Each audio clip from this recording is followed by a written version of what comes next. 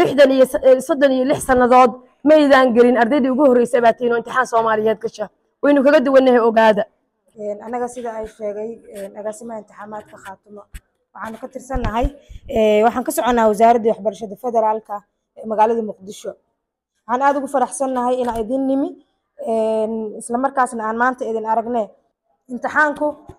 waxa ku qabsoomi doona insha Allah arday 30 iyo dhowr kun oo arday oo gali doonta imtixaanka federaalka baad qayb ka noqon doontaan waa markii ugu horeysay 36 sano kadib markii ugu horeysay dabcan oo arday buuhoodle lagu galo imtixaanka qaranka Soomaaliyeed ama SSC oo dhanba lagu galo imtixaanka qaranka Soomaaliyeed waxaan nasiib u yeelatay inaan noqotay 36 sano kadib ardaydii ugu horeysay imtixaankaas ka qayb gasha waxaan idin rajaynaynaa inaad ku guuleysataan maanta waxa weeyaan inuu xataa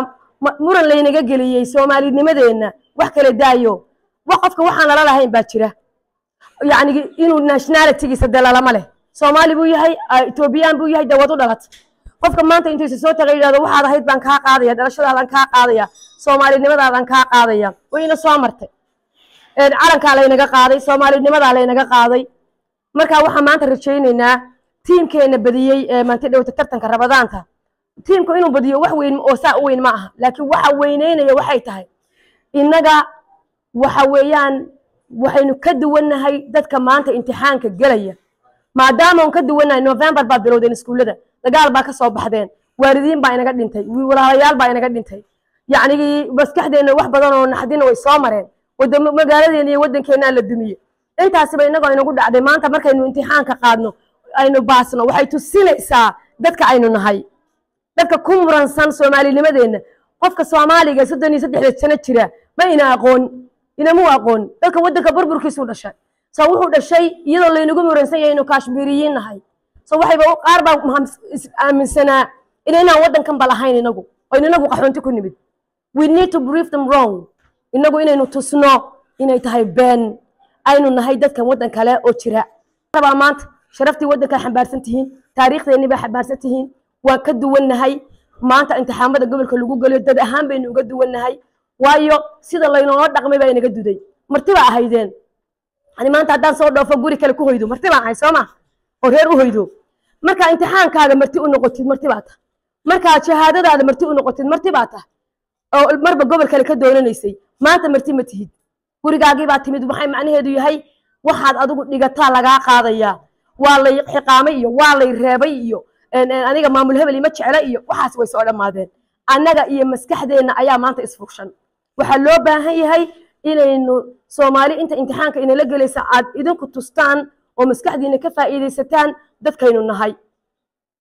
ma fahmaysan marka waxa way sumcad ka weyn gobolada kale baad xambaarsantiin qof walba ku talagal not only imtixaankaaga not only shahaadadaada waxaad xambaarsan tahay SSC oo dhan sumcadeedii haddaad maanta TikTok doorato SSC baa TikTok ka dooratay haddaad Facebook ku mashquulshid SSC sumcadeedii baad Facebook kaga mashquulshay rageeni dhintayna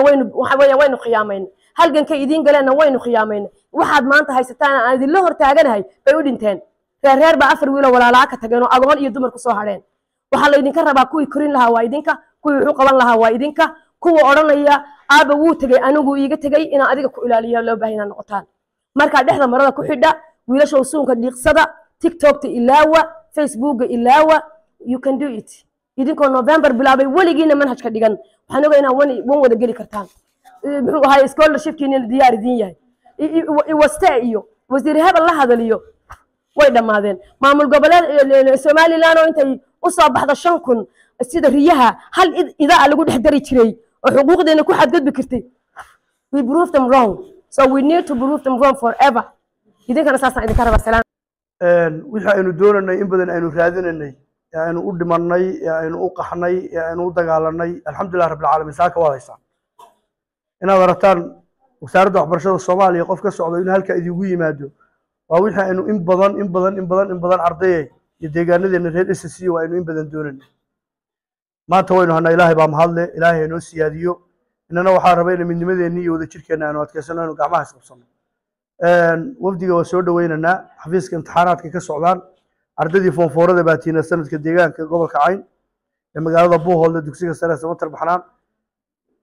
inaad imtixaankii shahaadiga ka qayb gashaan insha Allah bay u yimaadeen halkan si xaaladiina waxbarasho u eegaan assessment ay ugu sameeyaan goobaha imtixaanaadka manhajkii iyo meesha aad marasaan dhammaan xaaladiina oo dhan hawsha ay halkaa u soo mareen ay u yimaadeen safarka inta laga soo galeen wey